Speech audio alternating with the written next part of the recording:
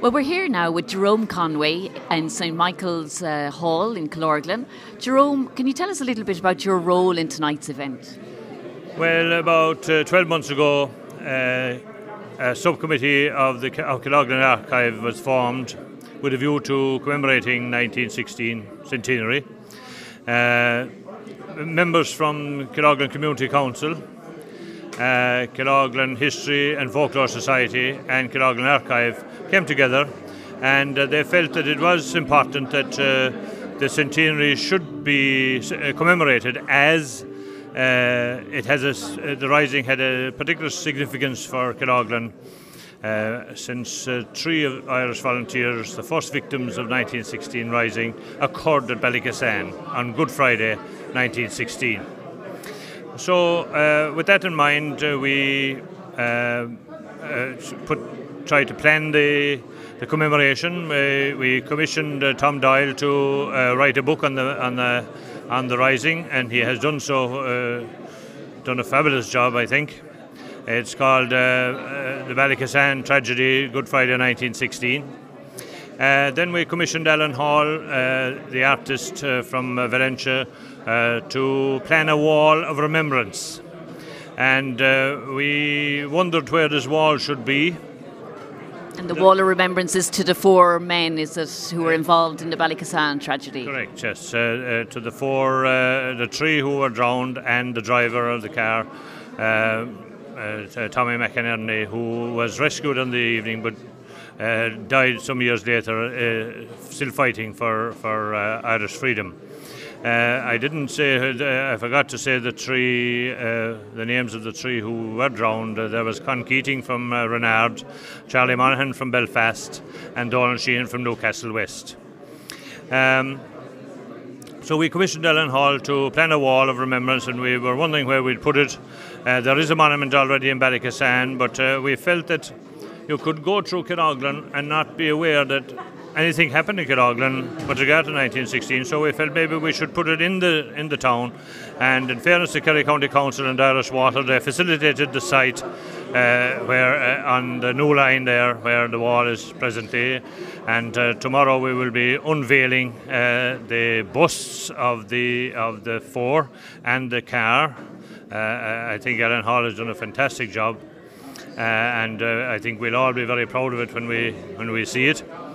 It will be a monument to the occasion, and will alert people coming through Killorglin to the fact that something did happen in Ballykissane, and they'll be directed towards Ballykissane, anybody who wishes to go there. Now, we also decided we'd have a grand concert to celebrate or to commemorate the occasion. And Shane O'Shea from the intermediate school, who's a history teacher, he scripted a concert and gave it to Eamon Crowley. And the illustrious Eamon has interpreted that and produced it, ably assisted by the ubiquitous Billy Brown. And between them, they have put on a fantastic show, I must say. And it's a huge collaboration between many of the different groups, drama and musical in Killorglin. I must say the considerable talent that's available in Killorglin threw their weight behind it, and it commemorates in song and music and dance and drama and recitation and poetry the Irish history, the fight for Irish freedom from the flight of the Earls right up to 1916, and is loosely based around the Ballykissane tragedy. And I believe it's also going to be streamed live over the internet. Is that correct, Joe? That is correct. It will be streamed live for those who... it's already booked out.